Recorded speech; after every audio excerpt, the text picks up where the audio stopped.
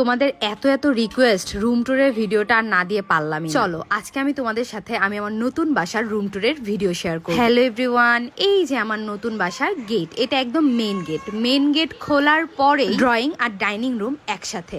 আমার এই জায়গার স্পেসটা অনেক বেশি বড় হওয়াতে আমি কিন্তু এখানে দেখো অনেক সুন্দর করে একটা ফ্রিজ, ডাইনিং টেবিল এবং একটা খাটও রাখতে পারছি। আমার পুরো বাসা কিন্তু 2 রুমের, তবে মাঝখানের এই রুমটা বড় হওয়াতে আমি এখানে অনেক কিছু অনেক সুন্দর করে সেট করে রাখতে পারছি। আমি মেনলি 3 রুমের বাসায় খুঁজতেছিলাম, কিন্তু কোনোভাবেই 3 রুমের বাসা পাচ্ছিলাম না। আর সব দিক থেকে এই বাসাটা একদম নতুন, ভাড়াও আমাদের জন্য একদম সুইটেবল, এই জন্য এই বাসাটাই নিয়ে নিই। আর এই বাসার মাঝখানে যে ড্রয়িং ডাইনিং রুমটা, এটা অনেক বেশি বড়, এই জন্যই আমাদের কাছে খুব বেশি ভালো লাগে। তবে খাট রাখলে সব কিছু মিলে টিভি লাগানোর পরে খাটে শুয়ে থেকে টিভি দেখতে যে এত বেশি ভালো লাগে এখানে। এখন আমরা মনে করো আমাদের নিজের ঘরের চেয়ে বেশি এই জায়গায় বেশি সময় কাটাই। এই জায়গাটা আমাদের অনেক বেশি ফেভারিট একটা জায়গা হয়ে গেছে। এখন চলো আমি আমাদের রুমটা দেখাই। আমাদের রুমে অনেক সুন্দর করে আমরা এই যে ফ্রেমগুলো লাগাইছি, এই পাশে ছবিগুলো দেওয়ালে একদম ক্রস করে লাগাইছি, আর ছোট ছোট ছবিগুলো যেগুলো ছিল সেগুলোই লাগাইছি। আর ভাই আমার রুম ট্যুর তোমাদের সাথে দিতে পারি না কেন জানো? আমার বাচ্চা কাচ্চারা কোনো না কোনোটা মনে করে শুয়ে আছে, খেলতেছে, মানে একবারে রুম ফাঁকা করে যে রুম দেখাবো এরকম সিচুয়েশন আমার কখনোই হবে না। এই জন্য ভাবলাম যে না, দিয়েই দিই।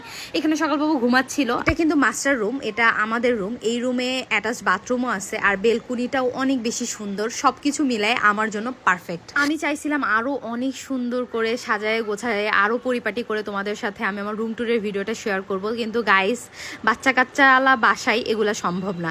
এই যে আমার মনে করো বাথরুমও দেখাই দিলাম। বাথরুমের টাইলসটা অনেক বেশি ভালো। আর এই বাসার সবচেয়ে বেশি ভালো লাগছে আমার যেটা, সেটা হলো টাইলস। আমার যে আগের বাসাতে ছিলাম ওই বাসার টাইলসটা সাদা ছিল, আর টাইলসটাতে যদি পানি পড়তো বা একটু তেলে কিছু হলেই একটু পরপর বাবুরা পড়ে যেত। তবে এই বাসার টাইলসটা অনেক বেশি ভালো, বাবুরা এখন পর্যন্ত একবারও পড়েনি। আর বেলকুনিটা একটু ছোট, তবে বেলকুনিটা আমার মনের মতোই হয়েছে। আমি এখানে দেখো পাতাবাহারের গাছ, তারপরে গোলাপ ফুলের গাছ, নয়নতারার গাছ, সব কিছুই অনেক সুন্দর করে রাখতে পারছি। আর বাবুদের খেলনা গাড়ি, তারপরে ফিডিং চেয়ার, মানে যেগুলো একটু বেশি বড় সেগুলো এনে আমি ইয়েতেই রাখছি, বেলকুনিতেই রাখছি। তো চলে আসি এবার আমার 3 কন্যার রুমে। এটা আমার 3 কন্যার রুম। তো এখানে ওর দাদির যে বাক্সটা আমি নিয়ে আসছিলাম, সেই বাক্সটা অনেক সুন্দর করে বিছানা করে দিছে। এখানে একজন অনায়াসে ওরা ঘুমাইতে পারে। আর মনে করো বিছানায় ঘুমায়, কে কোথায় ঘুমায় আমার বাসার এটা একদমই ঠিক নাই। এই যে আমার আলমারিটা, তারপরে পাশেই আছে সুরেকের উপরে আমাদের মাইক্রোওভেন। আর এখানে তো তোমাদেরকে দেখাইছি একটা র্যাক লাগাই নিছি ওখানে কাপড় রাখার জন্য।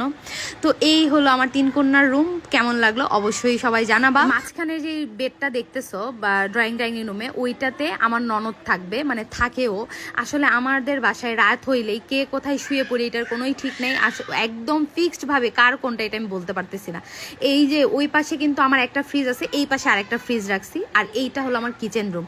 এই বাসার একটা জিনিসই একটু আমার কাছে কষ্ট লাগছে, সেটা হলো কিচেন রুমটা একদমই ছোট। আমার জিনিসপত্র একদমই আটতেছে না, সব কিছু উপরে তুলে রাখতে হয়েছে, খুবই মনে করো চিপাচাপা ভাবে জিনিসপত্র রাখতে হয়েছে। আমার ওই বাসার কিচেন রুমটা ছিল একদম অনেক বড়, তোমরা সবাই দেখছোই। আর ওই রকম কিচেন রুম আসলে ভাড়া বাসায় খুবই কম হয়। তবে সাজানোর পরে আমার পুরা বাসাটা আমাদের কাছে অনেক বেশি ভালো লাগছে। তোমাদের কাছে কেমন লাগছে অবশ্যই কমেন্টে জানাবা। আল্লাহ হাফেজ।